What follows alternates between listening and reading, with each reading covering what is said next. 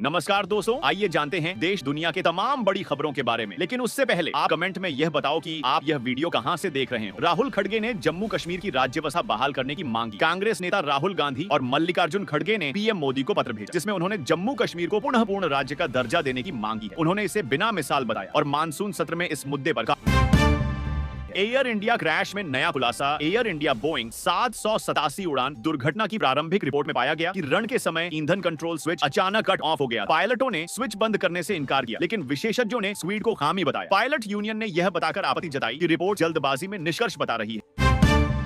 राहुल गांधी ने असम के सीएम पर हमला बोला। गुवाहाटी में राहुल गांधी ने सीएम हिमंता बिस्वा शर्मा को राजा जैसा बताया और कहा कि जनता उन्हें जेल भेजेगी। उन्होंने कांग्रेस की पूर्ण वापसी की बात कही। ये चुनावी दृष्टिकोण दर्शाता है।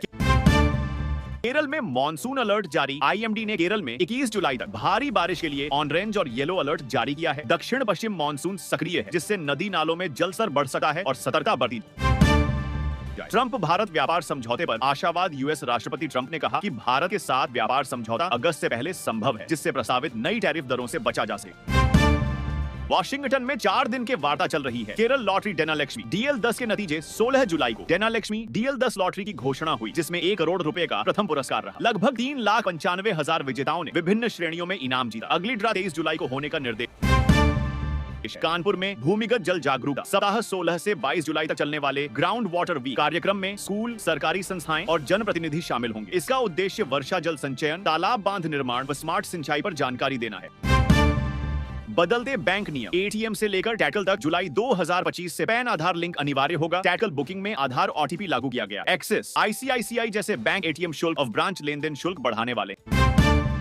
सीआरपीएफ जवान माओवादी मुठभेड़ में शहीद। झारखंड के बोकारो जिले में सीआरपीएफ और माओवादी के बीच मुठभेड़ में एक जवान शहीद हुआ, जबकि 2 माओवादी मारे गए। यह अभियान खुफिया जानकारी पर आधारित था।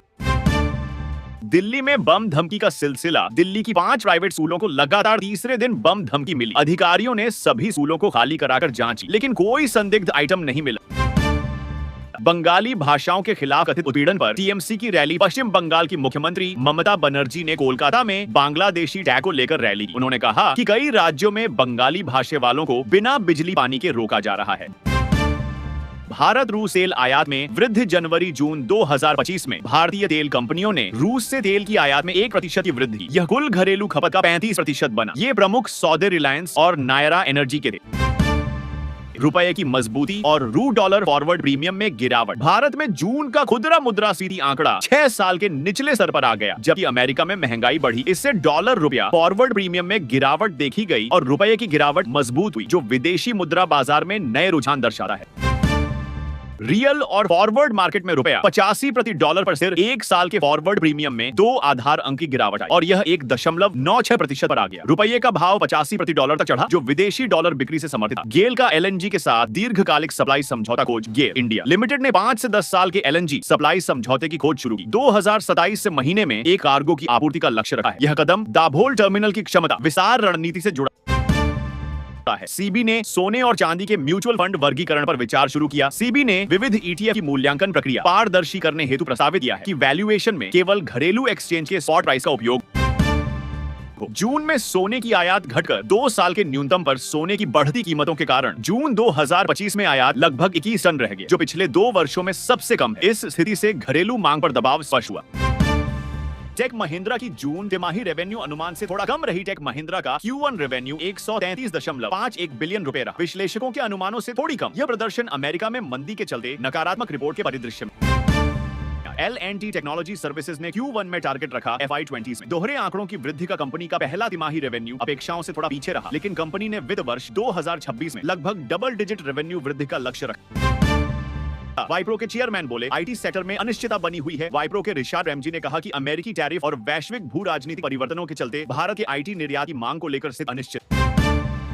एम्बेसी ऑफिस पार्क्स REIT करेगा 20 बिलियन रुपए बॉन्ड इश्यू। मुंबई स्थित REIT real estate investment trust bond बाजार में 5 साल के लिए 20 बिलियन रुपए जुटाने की योजना बना रहा है, जिससे निवेशकों को आकर्षित किया जाए।